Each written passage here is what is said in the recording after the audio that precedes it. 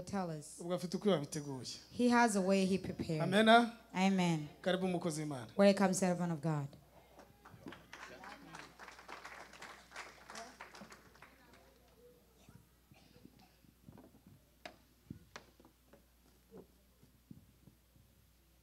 Yes, ashimwe.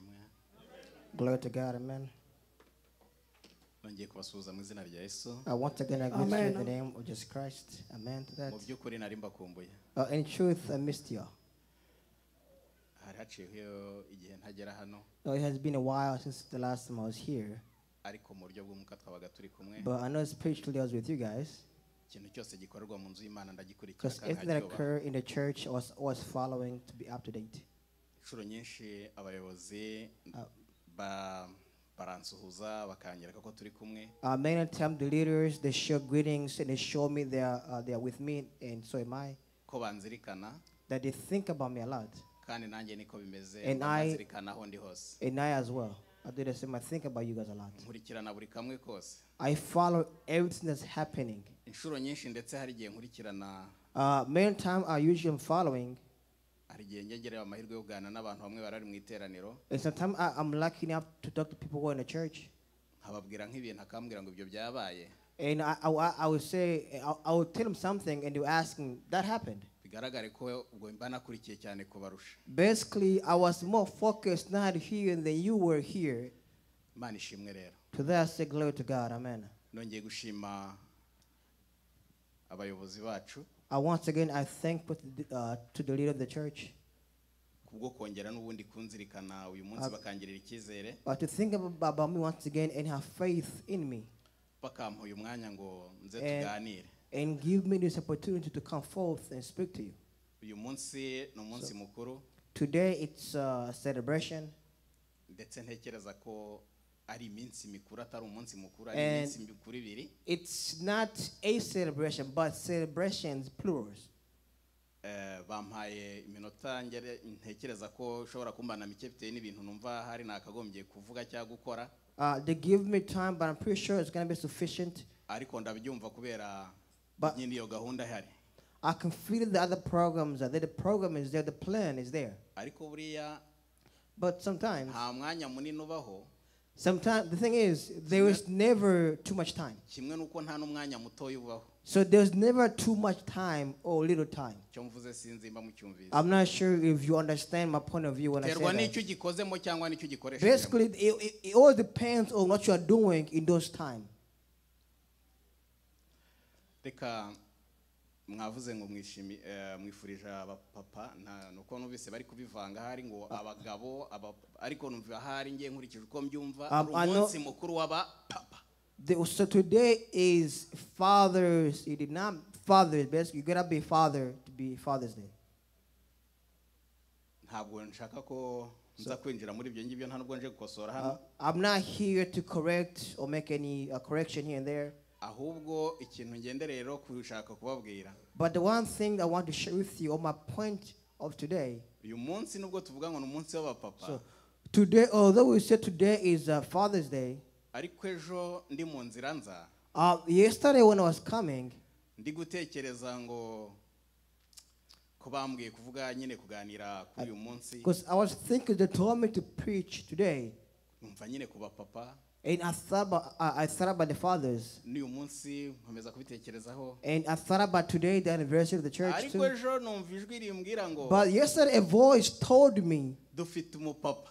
That we have a father. Utari uw'abapapa gusa. He's not a father of a father. Ni papa w'abapapa. But he's the father of fathers. Ni papa w'abamama. He's the father of mothers. Ni papa w'urwaruka. He's the father of the youth. Ni papa w'inzoya. He is the father of the young. Ni papa w'abantu. He is the father of the people. Bose. Of all the people. Glory to God. Bemera yuko. So those who accept that they are his kids and he in return is the parent. Amen. Ndavuga ngo ko turi kwishimira. I said. Turi kuvuga ngo Happy Father's Day. That we are saying Happy Father's Day. Numva ikintu kinjemo. And then a thing came in mind. Kirambwira ngo. And it told me. Natwe tumugenera impano nkuko baba pastor mwarimu yazavuga ngo tugenera impano. Like he said that we should give a gift or something to show. Ndavuga ngo impano turi buze guha umupapa wacu ni iyi. I say what kind of gift can we give to our father? korera impano tugiye kumuha So the gift we're gonna give to our father. ejo Imana yayimpaye ndi mu nzira God gave me the gift yesterday on my way here. ndahantu bita Weko I was in a place called, in a city called Waco. pastor wanjye Pastor, ndakubaha ndanagukunda I love you so much. fasha Zaburi 150 Hear me Psalm 150. nurangiza kuyisoma And once you read it, buri muntu wese arahita yumva gift agiye guha you're Imana gonna hear the gift you want to give to God. ndahita mpamagara ab'inkwakuzi bwari kuyishaka nigire no kuvuga So- ndahita mpamagara mushuti wanjye Masharo I'm gonna call my friend uko nshaka Celestine. nkwisanzuraho uko nzakuvuga kose ujye uko yabwira The whatever I'm gonna say, I want you to do so. ndakwifuza hano So I'm gonna ask you to come forth. mumpamagarire Eugene And call me Eugene. madamu Eugene ihute Eugene, please call Eugene for me. mama Murisa ihute bwo nyine ndi kubivuga twagiye I need kugira ngo baze Eugene, kurangiza buri wese Celestine, yamaze Eugene's kumva icyo akora spouse, and my brothers to come forth. madamu Biko ari hehe I need us, ambare Victor's wife, amfatire my Vicky, ipendo my Vicky to come okay forth. abo mvuga Okay. bagira mama wowe imbere gwino ipendo umuntu wese uzi ko aze kumva mumva iyo muri Zaburi So, icyo kintu niyo I want- tugiye guha I papa want to wacu pay attention to the verse Tugiye of kubaha- Psalm 150.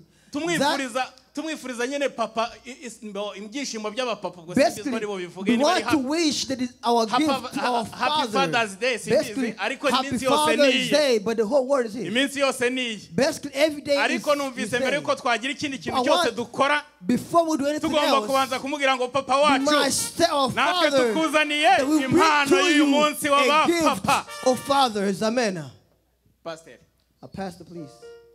Once again, Psalm 150.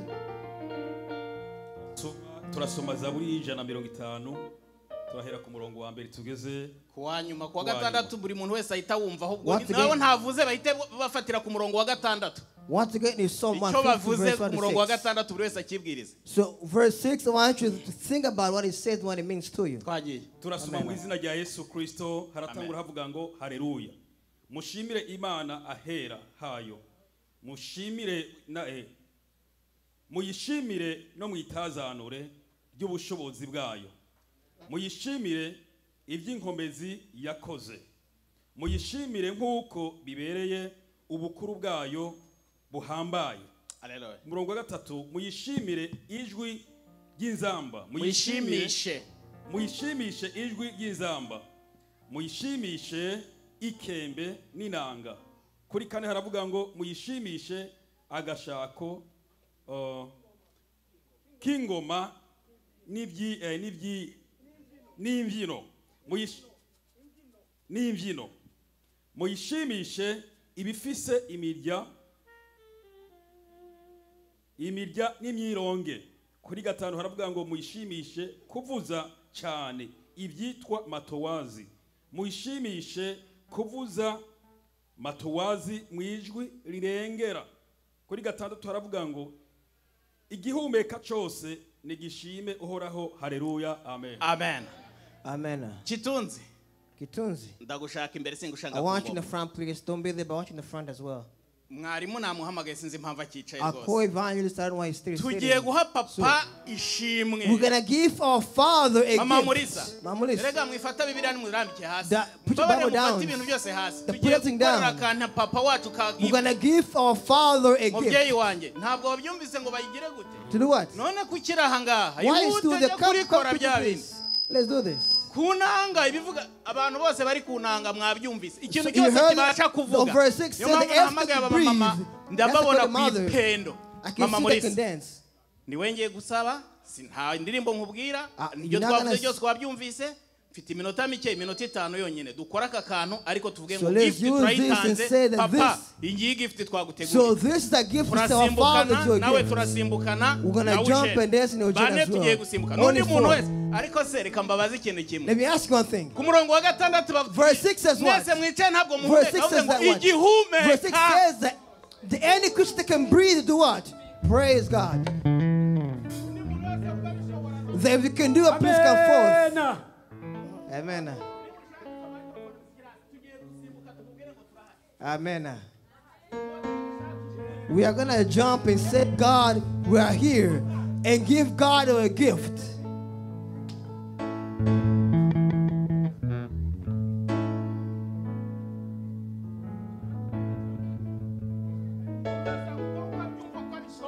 buri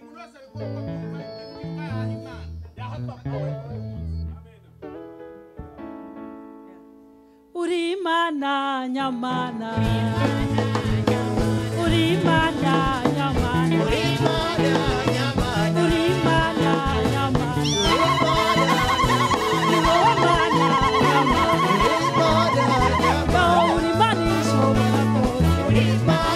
nyamana Urimana nyamana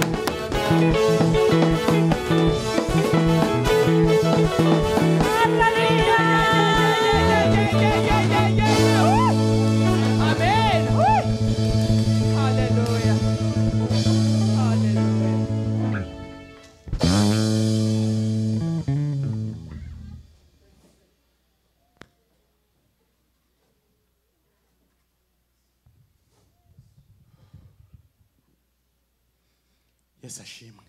Amen. Izina ry'Imana yacu nirihabwe icyubahiro. May your God, his name be praised. Oh, hallelujah. Hallelujah. Amen.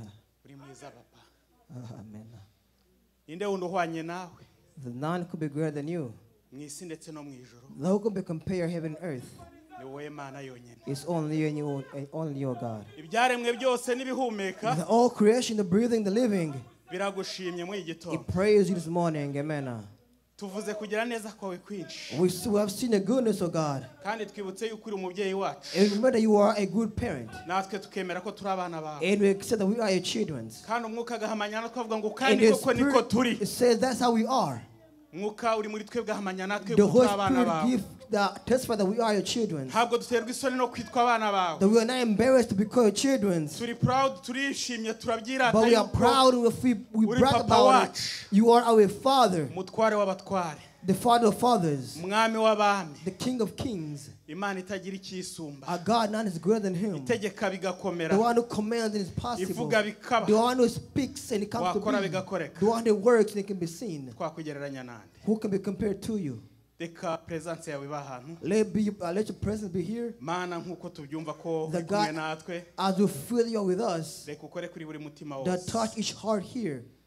Kandi ugushaka kwawe ariko kubaho uyu And let your munsi. goodness happen in this Reka buri muntu location. wese yumve icyo ugiye kuvugana The n'umutima we. next person hear what you want to tell them Kandi in their nanjye hearts. nshishijwe bugufi cyane imbere And I yawe. myself being humble before your presence. No kubumbura uyu munwa And as I open my mouth, kugira ngo uwukoreshe so nk'igikoresho you could cyawe. use you as your tool. Kontrola ubwenge bwanjye That n'ibitekerezo control my byanjye. brain and mind. Unkoresha uko ushaka And use me as you mu wish. izina rya Yesu. In your name. Amen. Amen. Imana ibahe umugisha. May God be praised.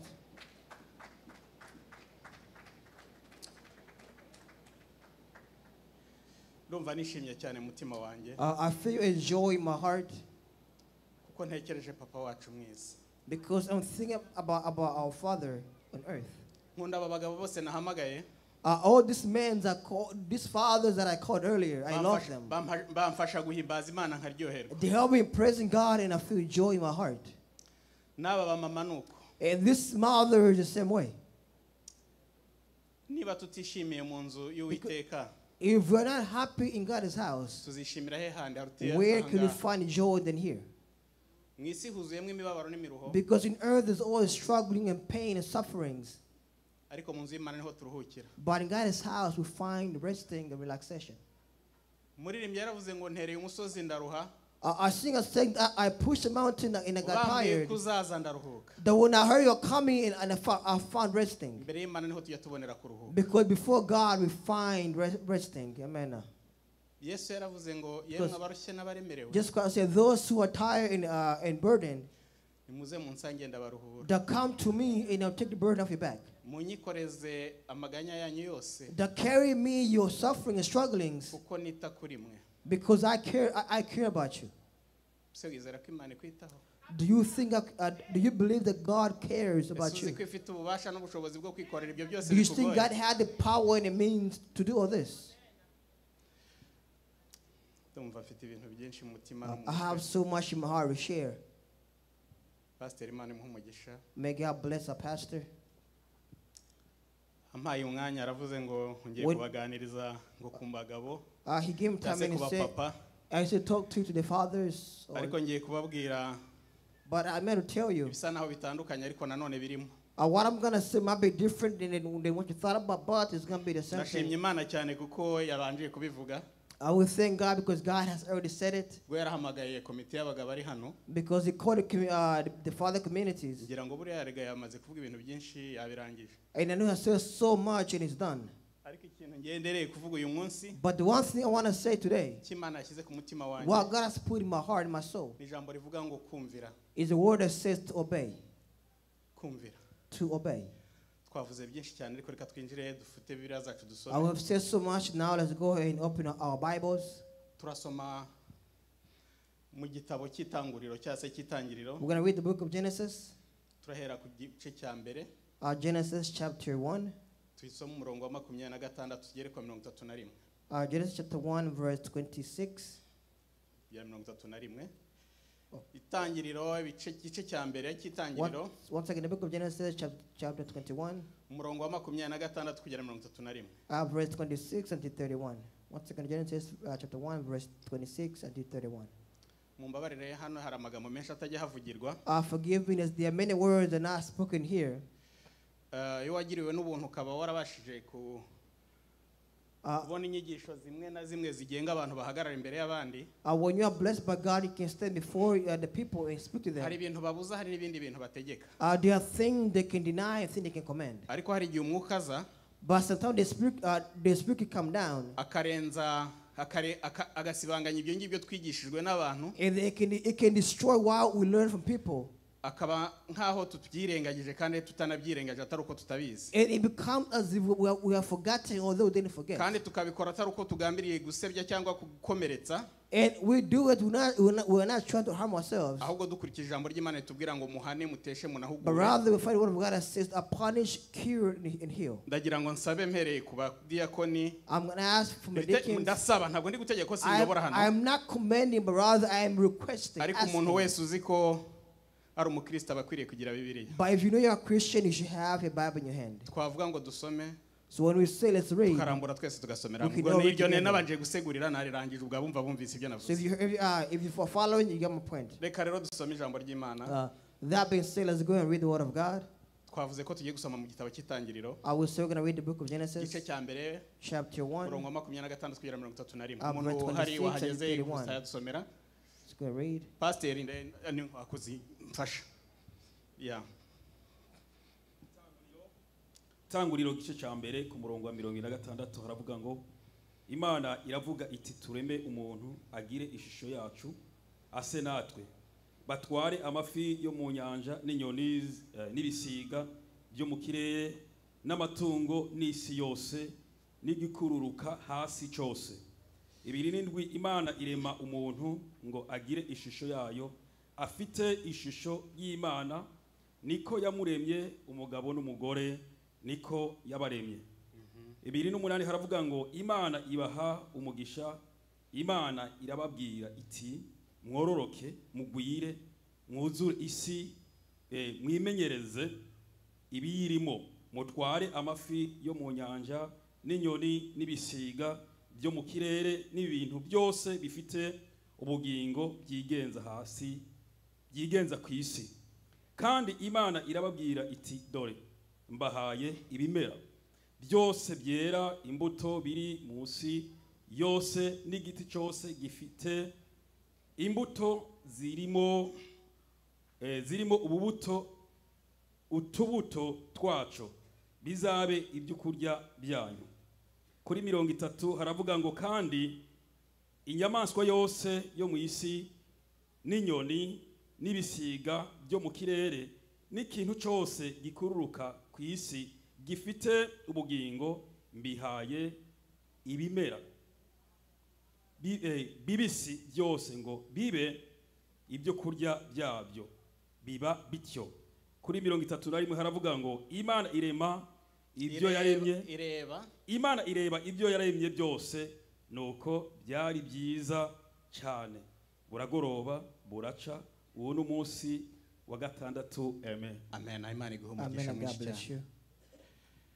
Tusomye amagambo turaza kwifashisha igitabo nta nubwo ndi buharenge. When I really mainly focus in this book, turagendera muri iki gitabo dusoma amagambo turasoma yenda amagambo menshi ariko turavuga amagambo we're going to read many words but only few of these ndagira words. gusanga ntange message navuga niba ari nini niba ari ngufiya cyangwa se byibushye cyane nanotse simbiza I'm going to ariko give a message whether ukwiri buze kuzu ifate gutyo whether it's long, big, short, however it comes, take as it is. ahangaha baratwereka So here they show us uburyo Imana yaremye umuntu. how God created man or a person.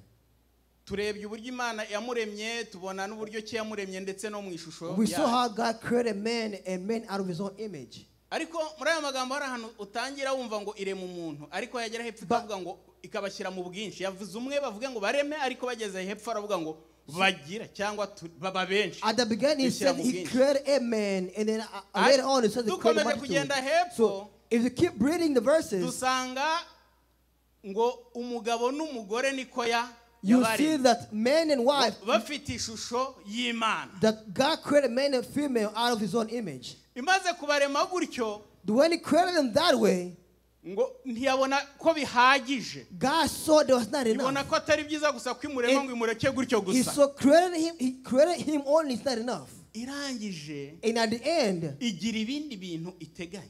God thought about the things. Iravuga ngo, and God said, uyu muntu agomba kugiraho aba. That this man must have a place to live. Kandi uyu muntu agomba kugira ibimutunga. This man must have things he own and possess.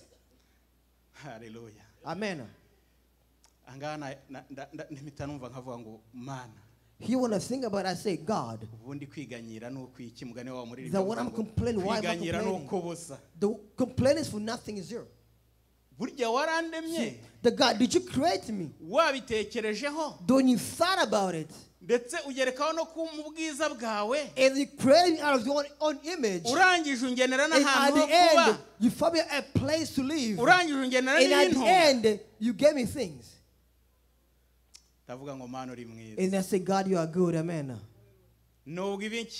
Nubwo ibikingoye nibikinduhije bikihari. Although there are things hard for me in my life, ariko nzi ko nkundwa nawe. But I know that I am loved by you. Neza yuko umugambi wawe kuri yewe. I know you have plans in my life. Atari wo kumbabaza. And those plans is not to hurt me. Wandemeye impamvu. But you created me for a reason and purpose. Wandemye kuko uzi impamvu. You created me because you have purpose for me. Nubwo ibi byose biri kumbaho. Although this has happened to me. Ariko nyuma ya byose. But I know at the end of it. Uracyahari urankunze. You are still there, you love me. Amen. You have plans in my life. Amen. Oneho. And then.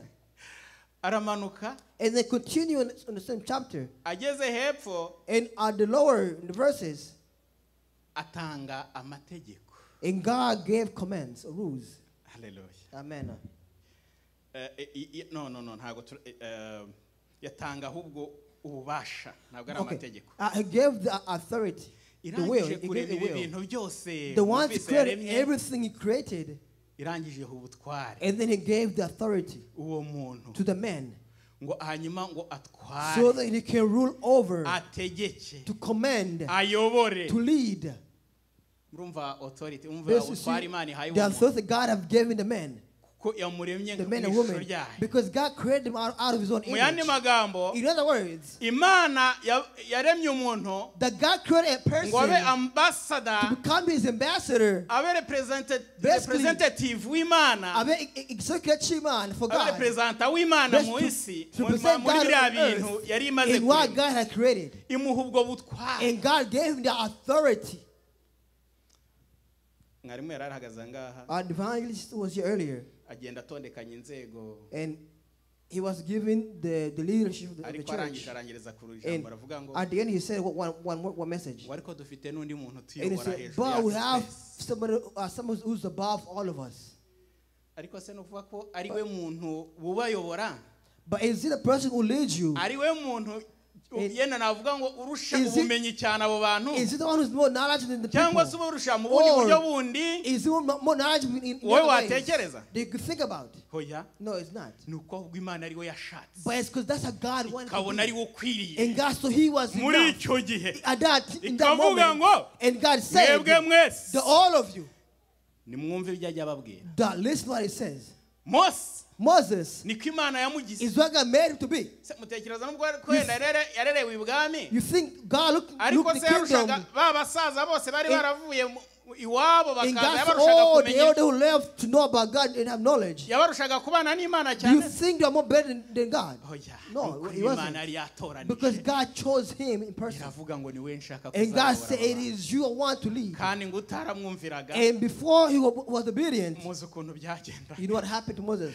Today, you know, there are some in the churches, religions, that's to follow rules and religions that Moses had. That's say if you don't follow the rules that Moses put in place, they do what? They will stone you.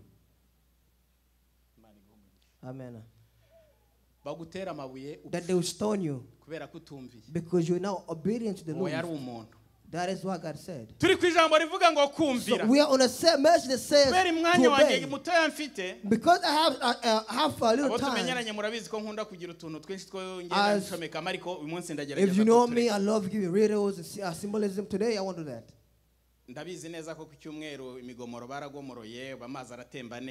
And I know last Sunday they opened the rivers and the water flowed. That the trees and rocks were moved over. Now water is flowing. So because of that, it won't be hard for me to make it easy. Amen. Amen. Let's work for God. Let's serve God. So I'm going to use you once again. Quickly once again. We're going to read Genesis. Genesis chapter 2 verse 9. And verse 15. Once again, Genesis chapter 2. Is anyone page from the first? And they're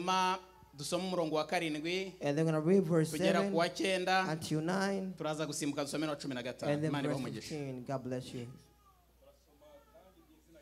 Kristo itanguriro ibice bibiri umurongo w'indwi tugeze kuri 9 haravuga ngo Uwiteka Imana arema umuntu mu mukungugu wo hasi imuhumekera mu mazuru umwuka w'ubugingo umuntu ahinduka ubugingo buzima. Amen. Uwiteka Imana ikeba ingobyi muri Edeni mu ruhande rw'iburasirazuba yishiramwo umuntu yaremye. Ku murongo w'9 Uwiteka Imana imezamwo igiti cyose c'igikundiro cera imbuto ziribwa imeza n'igiti c'ubugingo hagati muri yo ngobyi imezamwo n'igiti c'ubwenge bumenyesha iciza n'ikibi. So murongo wa 15 kuri 15 haravuga ngo Uwiteka Imana ijana wa muntu imushira muri iyo ngobyi yo muri Edeni ngo ahingire ibirimo ayirinde. Amen. Amen. Imana ibaho umugisha. God bless you. Ibyo Imana yakoreye umuntu n'uburyo yamuhumekeyemo umwuka akaba ubugingo buzima. What God did for men, although men forsake God, ikamujyana no muri ingobyi. And God brought him. Ikamushyira muri ruhande, ikamushyira muri Edeni, muri ruhande. And God put him in Eden. Imaze kumushyiramo. Once God placed the men and women in Eden, yari yamuhaye n'ibintu byose bimutunga muri God gave him things that could sustain his life. We read them.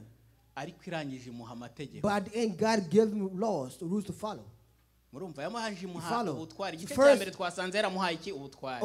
Chapter 2 he gave the ariko none ku authority. gice cya kabiri But tugezeho chapter 2 says, dusanze yaramuhaye but amategeko now God gave man a rule y'ibintu agomba gukora. of things he must do. Ntabwo ari ukugenda gusa ngo It's not just going and na starehe. no, that I'll rest. Ndagomba guceceka That I'm ngatuza gonna nkarya relax. imbuto ngahaga. That I'll eat and be full. Genda somaga akantu So when I read this verse, nahise ntekereza cyane. I thought about it.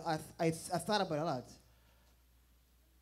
Ndeba ukuntu abantu benshi The tujya how- tuza hano twibwira ko tuje mu ijuru, That many of us come here and say we're coming to heaven, tugatekereza ko tuzasanga hari abazungu baratwubakiye amazu yo and we're kwicaramo waiting for people tukabamo. to give us houses to live in. Tugasanga But mbese then- ibintu byose but then- tuzajya tuza dufata ibintu gusa. We thought that coming to the US was to come and only receive things for free. Twebwe tukicara tukareba televiziyo, We thought it's going to come here to the US and watch TV tukareba ibyiza bagezeho, and watch the good thing that tukareba that ibyo got to, bakoze, and watch the good thing that built, ma tukarya tukaryama and then we'll tukanezerwa. eat and be happy. That's it. That's what we thought about. Ariko niba Imana ubwayo n'ubumana But bwayo if God Himself,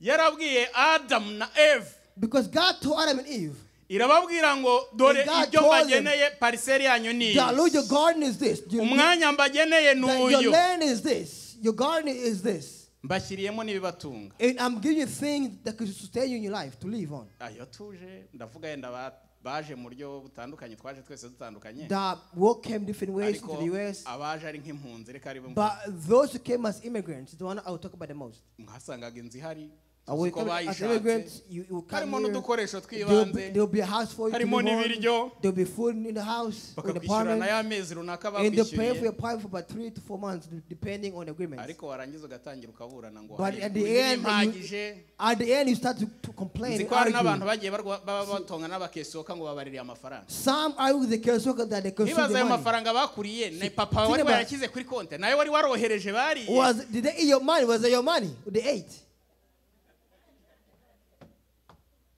Ngera hano See, when I got to the US, nakiriwe n'umukesoka wo Ah. mu Fransakazi I had a Kesoka that who spoke French. witwaga Audrey.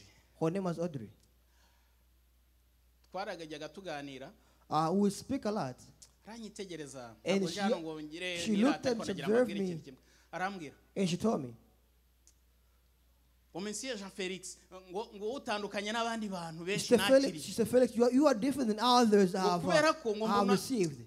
ngo umeze ngo utameze nk'abandi ngo mbona Because utandukanye I cyane. see you are different than those I've Wagira ngo received. wigeze ubana ngo Be wigeze ngo careful. wumva amakuru ngo arasomaga cyane ngo amakuru y'Amerika ngo But cyane. did you read about American story, the news, how it is? Did you read about it? Ndamubwira nti oya. And I said, no, actually, they never Njye ndi did. umukristo kandi The- nsenga Imana. I am a Christian I worship God. Namenye yuko muri Amerika ari mu isi. And I know that in America is still on earth. Amerika ntabwo ari paradizo. The America is not paradise. Amerika nta nubwo ari ijuru. America is not heaven. Aranyitegereza. And she looked at me. Ceceka. And I was quiet. Haciye iminsi mikeya And after a few days, ndamubwira nti nagiye ku and ishuri. I told her I went to school. Mu cyumweru nk'ibyumweru bibiri cyangwa mbwira ko njye nagiye ku Within about 2 ishuri. weeks in America, I told her I went to school. Ngo ninde yabigufashije. And she asked me, Kandi byabaga who byari helped ngombwa you? ko nishyura nanishyuye amadolari 600. Because I paid about Mafaranga to wayakuye. $600. She asked me, where did you get the money? Mbwira nti nayabitse ndayabitse. Because I saved the money to give her. Kwezi kumwe nkimara kubona ibyangombwa. Within a month, once I received my identifications, Mpita njya mu kazi. I got a job. Natangiye akazi mfite ukwezi kumwe hano. I got a job within a month in the US. Ndamubwira nta kintu And kimwe I told aramfasha. her, she has yet to help me with anything. Arabona na ID. I've not got my ID yet. I-99, I was I-94. using my I-94.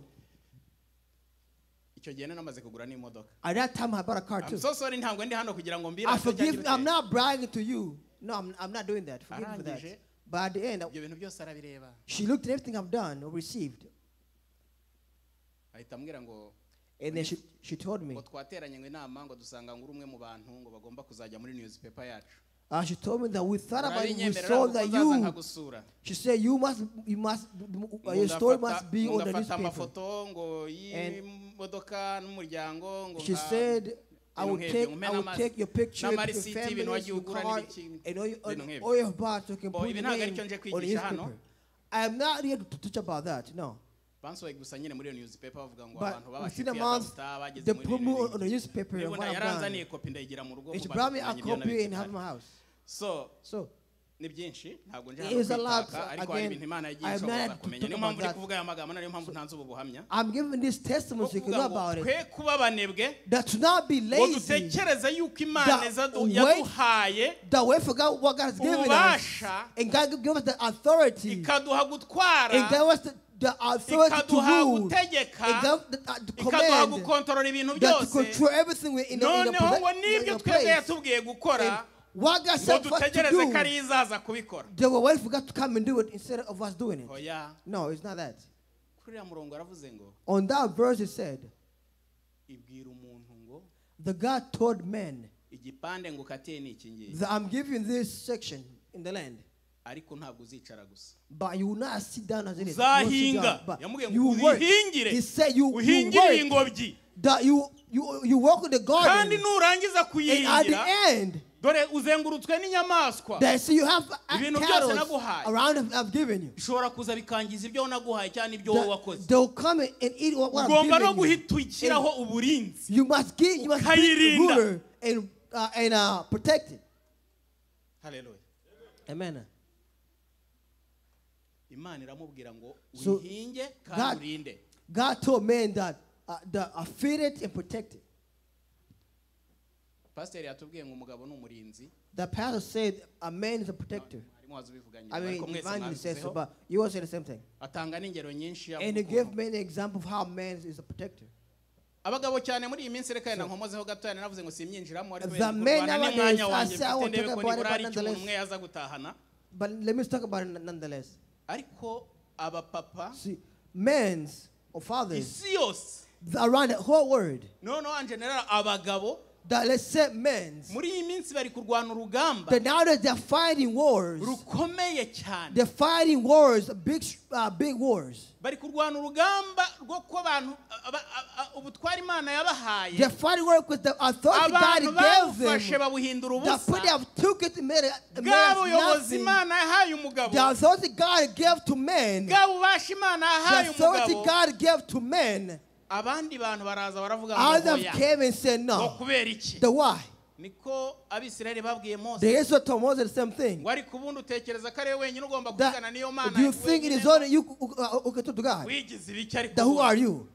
Who do you think you are? Who do you think you are that you come and tell us what God has said?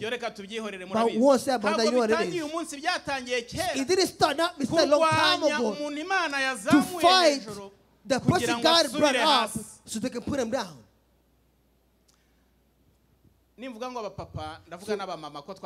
I say father, I would say mother, because we all here because God created all of us to be here. So, let me say nowadays, I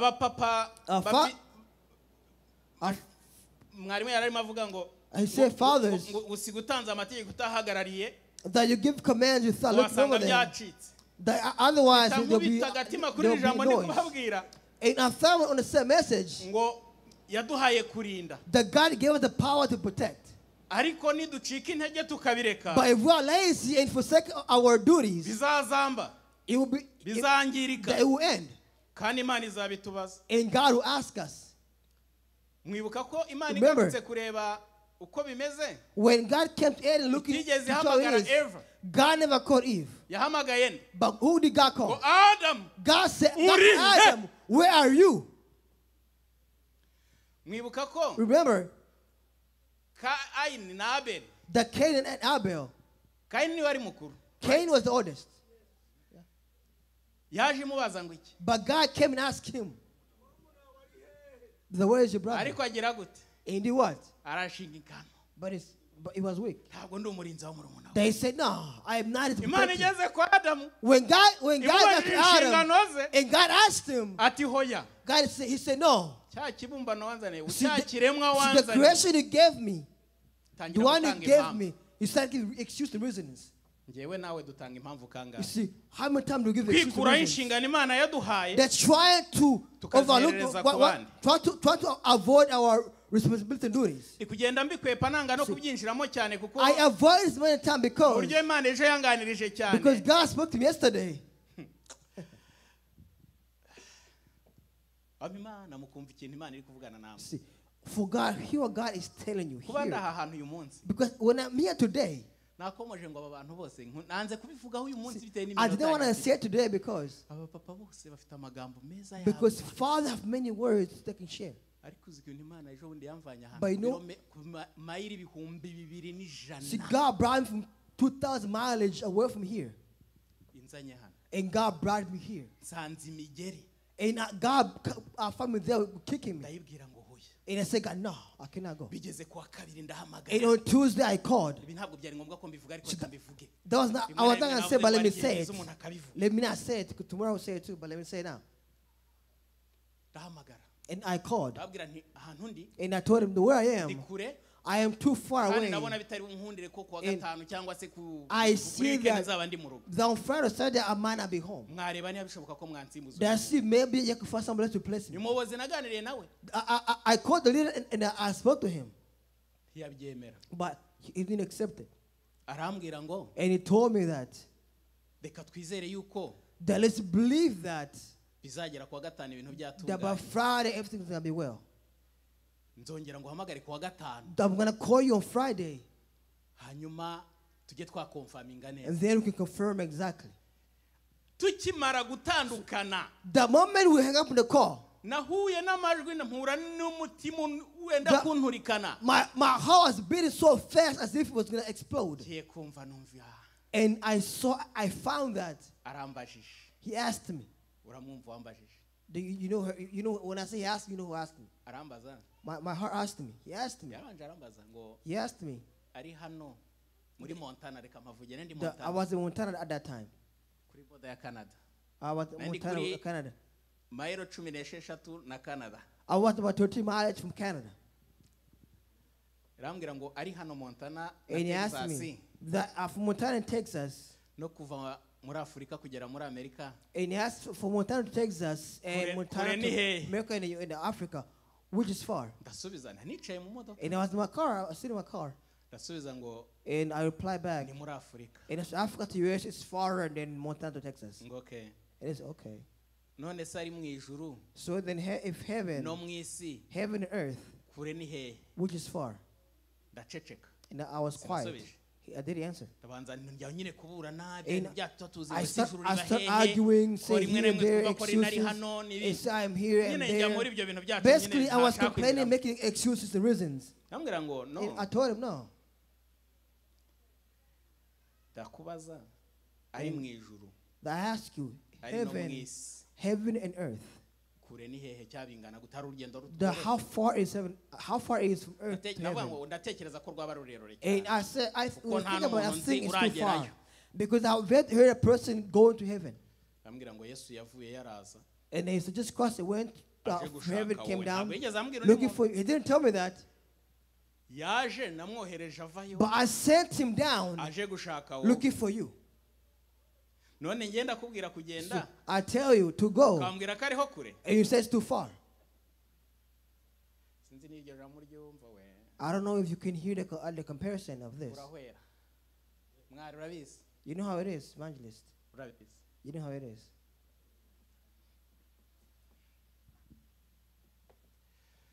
ndatekereza And I thought, ariko bigeraho ndavuga ngo ndabyemeye and I say, I accept.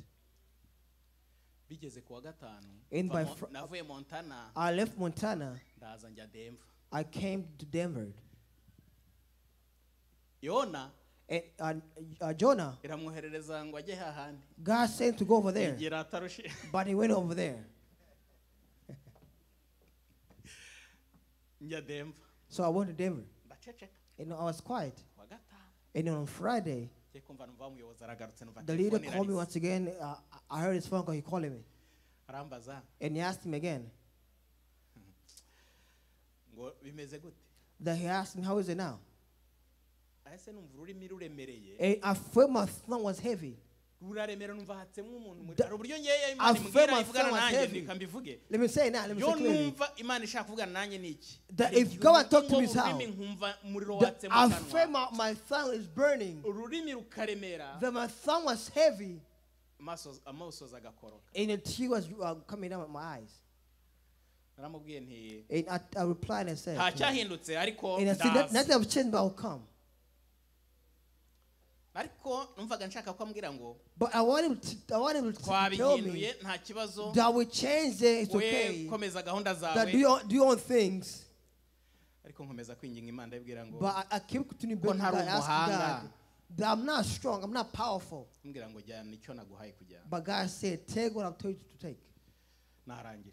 I'm finished. Naramanutse kuwa gatanu nimugoroba. I went down Friday morning, Friday afternoon, evening.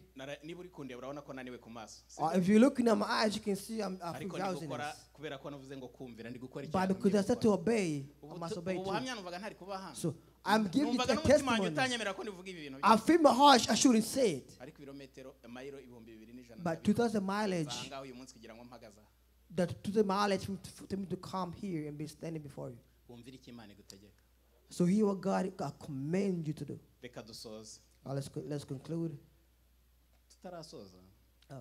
Before we conclude, I was saying earlier, fathers and mothers, they have a grief. Thank you. The father and mother have grief in your hearts.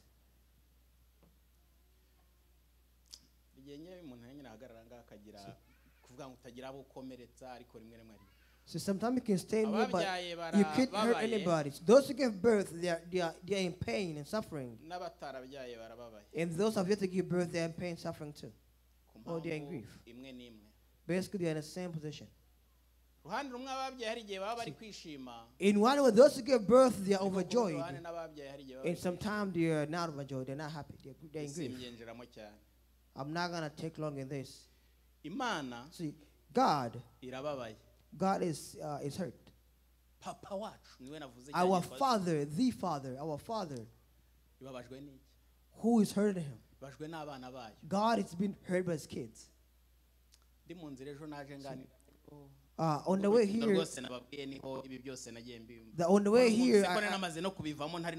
because I already given up coming here, but on the way here, these words and this thought process came into mind. And I prepared many other words to say. That I'll talk to you about fathers. But I had in my agenda.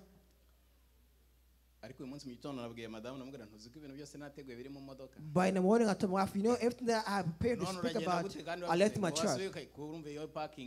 Basically, the truck, I said, no, I'm not going to go get, I don't need it anymore. But I know the one who said to me, was commanding me to say this.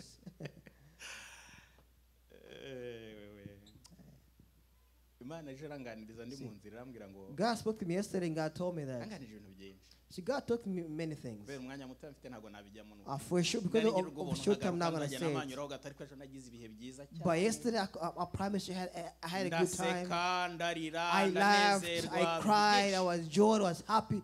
Basically, so many things happened. But in other words, I had a good time.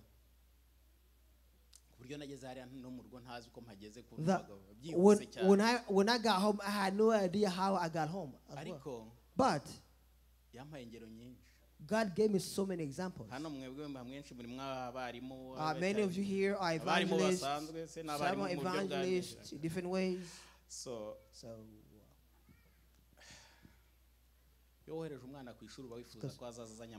When you send a child to school, you want to bring back home good grades.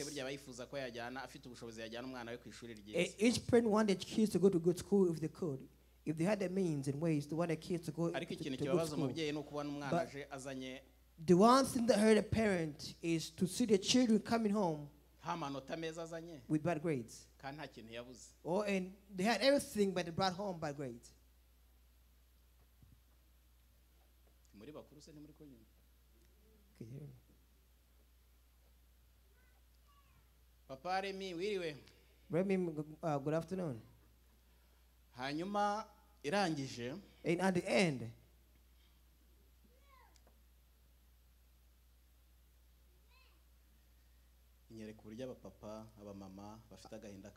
then God showed me how fathers and mothers are in grief because of their kids. And God showed me how our children, especially those who are teenagers, under 17 or 18. I'm not sure if you can see your kids somewhere else. Do you know where they are? Do you know what they're doing?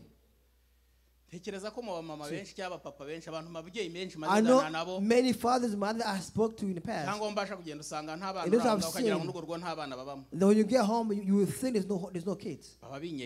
But their kids are hiding. See, what they're hiding and doing, nobody knows. But God showed me many things they're doing.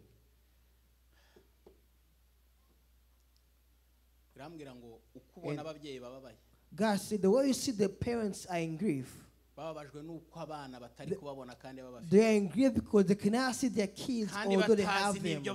And they don't know what they are doing as well. That's what they're in grief. And I called him and her.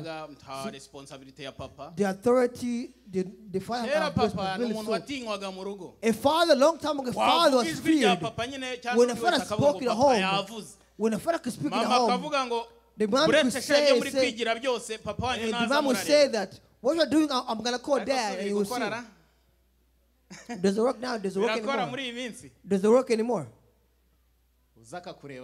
The child will come and look at you, and they speak in English. Let's read this. The way you are the parent is the same way God is. The way you feel, the way you feel grief for your kids if you have a kid. And when you do it and the way you feel grief, so God is more in grief than you are. That's what God told me to tell you. Because God is more greater grief than you are for your kids. turangize tureka abantu bagiye gufungura ndabizi ko mwatutegura ibintu biryoshye. Itanguriro 6:5 Genesis 6 verse 5 to 8. Navuze ntabwo turenge iki gitabo kandi tugiye guhita dusoza. I said we're not going to read at the books. We're going to read Genesis 6 Tanguriro 6. Once again, in Genesis chapter 6, verse 5 to 8. Once again, Genesis chapter 6, verse 5 to 8. Tangiriro 6 umurongo 5 turageza ku murongo 8 turasoma mu izina rya Yesu Kristo. Amen. Kandi Uwiteka abona yuko ingeso z'abantu zari mbi cyane mu isi, kandi ko kwibwira kose imitima yabo itekereza ari kubi gusa iteka ryose. Uwiteka yicuza yuko yaremye abantu mu isi bimutera agahinda mu mutima. Uwiteka aravuga ati, nzarimbura abantu naremye mbatsembe mu isi uhereye ku muntu n'inyamaswa n'amatungo n'ibiguruka n'inyoni n'ibisiga byo mu kirere, kuko nicujije yuko nabiremye. Murongo 8 ngo ariko Nowa agirira umugisha ku Uwiteka. Amen. Imana ibahe umugisha. God bless you. So, I want to really dive deep in his message. Because, in Genesis chapter 1 we read earlier, he's reading from chapter 1 verse 1 how God created everything, man. If you have time, you can read it. Read it slowly so you can digest the words. On each day, that from the first day God created. So once God finished in the evening, God will observe. God basically we evaluate what God will observe once again, analyze once again. And God will turn and God will look around to see there's no mistake in his creation. To see that all he made on that day, that nothing is crooked. yarangiza ikavuga ngo Bibiliya ikatubwira ngo at the end the Bible says Imana irabyitegereza the God will observe ibona yuko ari and he said it's good. Ijambo rya nyuma riba rihera umurongo At the end God will say buragoroba buracya ariko ijambo evening nshaka morning came. ngo irabyitegereza So God observed ibona ko ari and it byiza so was good. ikintu cyose ubona All you see, na bya bindi bigenda bigira even the ones who go like this, tutinya the one who fear. umunsi yabiremaga So when God created it, yabonye ari byiza God said it was good. ikintu cyose yaremye All God created mbere yuko umunsi urangira uvuge before ngo the day ended, isinyira umunsi before God could sign the A to end, kambivuge muri mitwe Let me say it checking short. out before God could log out, check out, logging out before God could check out, log out, yabaga yamanze kumakinga sure yuko God make sure that all He created biri on neza that day kandi ari was byiza good. Amen. naryo twasomye And we read it too. ku muntu ngo naho The old yaramuremye man, kubona ko ari byiza that God said was maze good. kubona ko bimuremye neza You see, God said created man good and gave life, authority, a good life in them. And at the end, yamukorera bya bintu byose ariko before God did yamuremye ari everything, at the end, God says good work and give him a good image. irangije iravuga ngo At the end, God said, umugabo n'umugore the man and niko woman, yabaremye is how God created them. irambwira ngo And God told me, none mwebwe mwabikuye he where did you take it from? kumva ureba nyine ureba ukabona no You are looking, dore uko gisa and you say, look how she looks. hari amagambo ntajya ncisha mu There kanwa are yarabizi words hari amagambo amwe namwe ntinye njya there are words I fail to say in my mouth.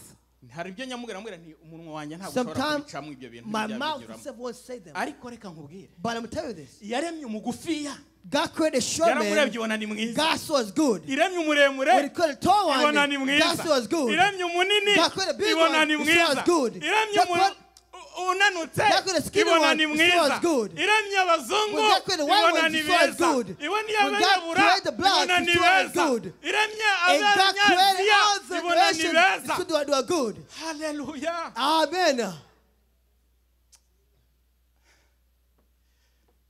umunwa ndawugirana See, how can my mouth? iremye bya bindi tujya twitira And when simbamo God created cyane those, mujya mwita I'm not. But the weremye ones, ubwoko bunobu you ibona said ni this- beza this iremye n'abariya ibona ni when beza God did those were iremye good. n'abandi When ibona God ni created those beza were good. iremye When abanyarwanda God created ibona the ni rich were beza good. iremye When God abakongomani created ibona ni the beza rich were good. iremye abarundi When ibona God ni created the beza Burundians were good.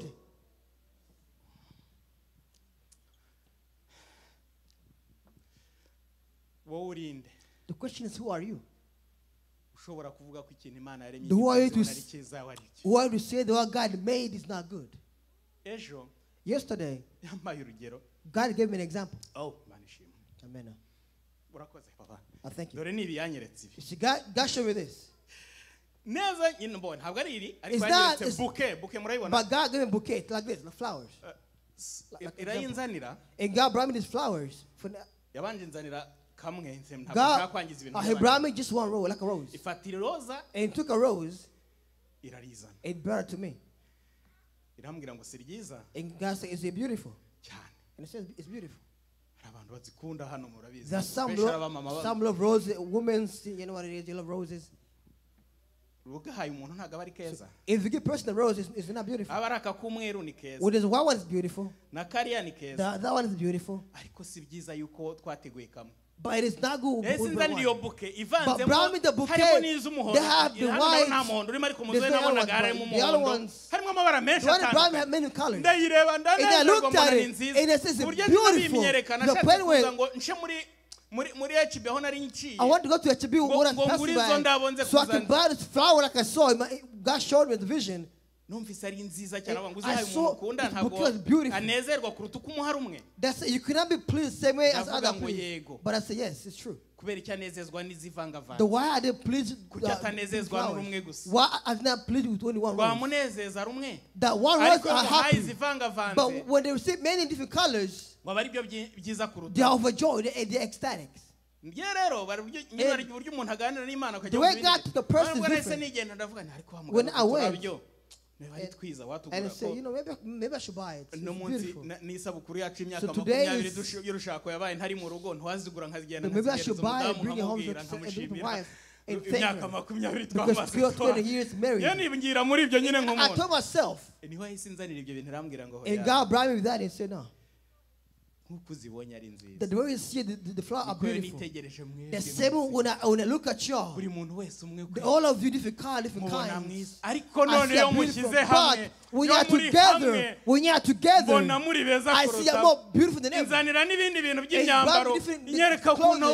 It's how when you are dressed different colors. It's different. I won't go into it. But I gave me different examples. And he told me that my people, that they are mixing. Why?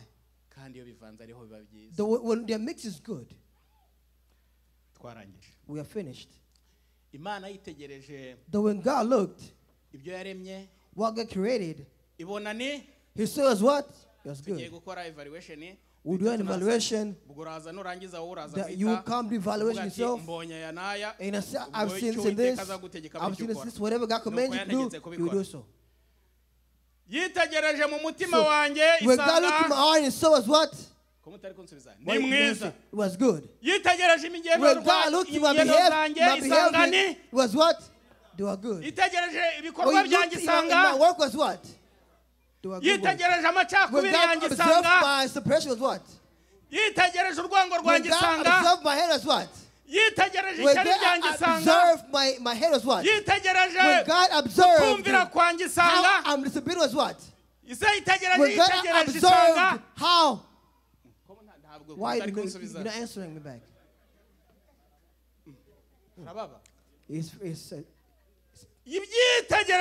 When God observed, oh hallelujah, amen.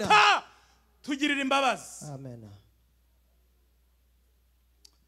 When God observed, found joy in Him. And He was happy of what I do. When He observed, when you looked at me from the bottom to the top, from birth to night, what I've done, and it was good. But the Bible tells me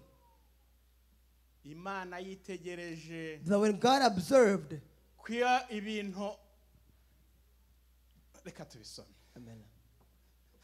Murongo wa 5 haravuze ngo kandi Uwiteka abona yuko ingeso z'abantu zari mbi cyane mu isi kandi ko kwibwira kose imitima yabo itekereza ari kubi gusa iteka ryose. Uwiteka yicuza yuko yaremye wowe cyangwa njye.